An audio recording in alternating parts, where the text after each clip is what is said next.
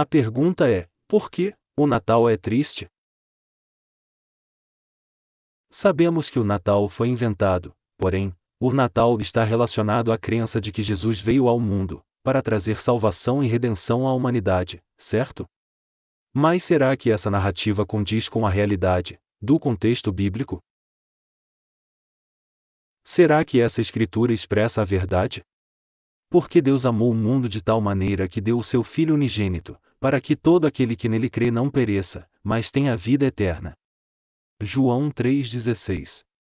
A mesma Bíblia, que afirmou isso, vai provar que essa escritura é mentira no seu próprio contexto. Veja.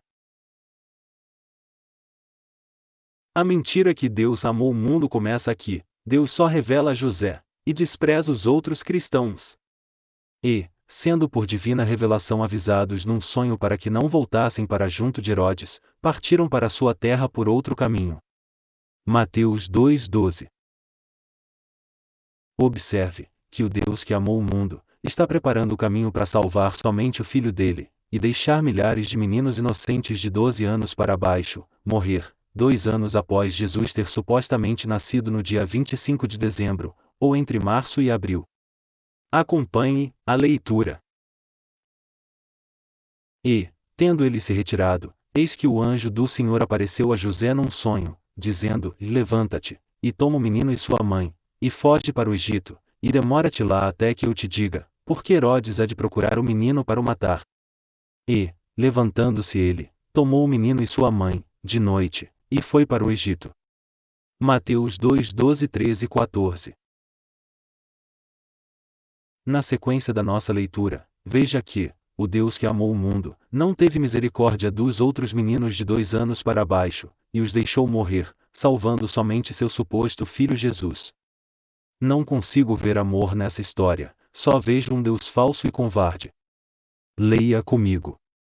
Então Herodes, vendo que tinha sido iludido pelos magos, irritou-se muito, e mandou matar todos os meninos que havia em Belém, e em todos os seus contornos, de 2 anos para baixo, segundo o tempo que diligentemente inquirira dos magos. Mateus 2,16.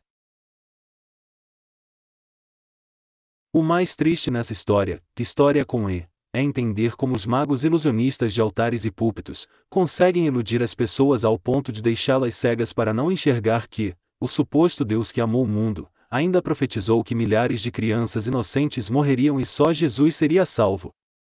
Leia comigo a profecia do genocídio abençoado.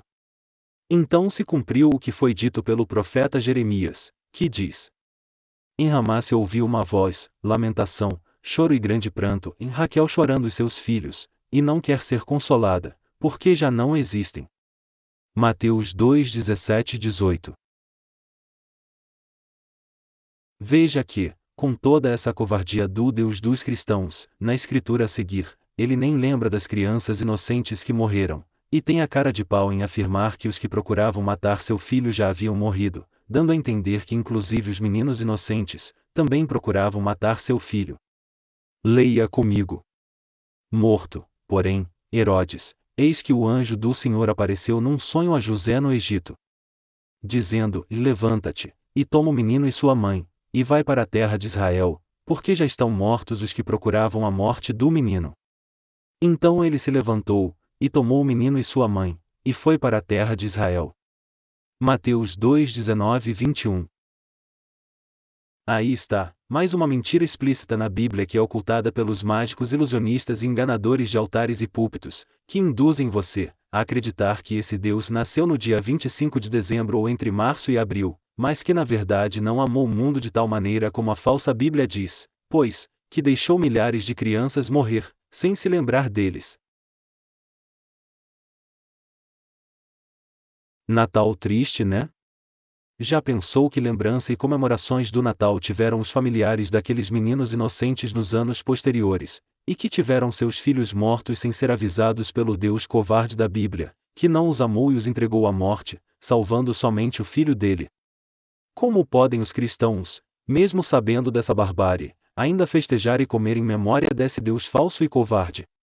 Se fosse você, um dos pais daqueles meninos inocentes, você ainda receberia Feliz Natal e comemoraria essa data todos os anos sem lembrar que seu ou seus filhos morreram sem misericórdia desse Deus covarde? Se você o adora em cultos e missas, se alegre e come em memória desse Deus nessa data, e não se lembra daqueles pais e mães que perderam seus filhos inocentes naquele genocídio, sem que o Deus do Natal se manifestasse em livrá-los, você está agindo semelhante ao seu Deus, que esqueceu deles e os entregou à morte sem que tivessem alguma culpa. Natal triste, né? Viu a mentira por trás desse Deus e seu suposto nascimento inventado pelo Vaticano? Só continua escravo quem rejeita enxergar a verdade. Até o próximo vídeo, pessoal. Abraço a todos.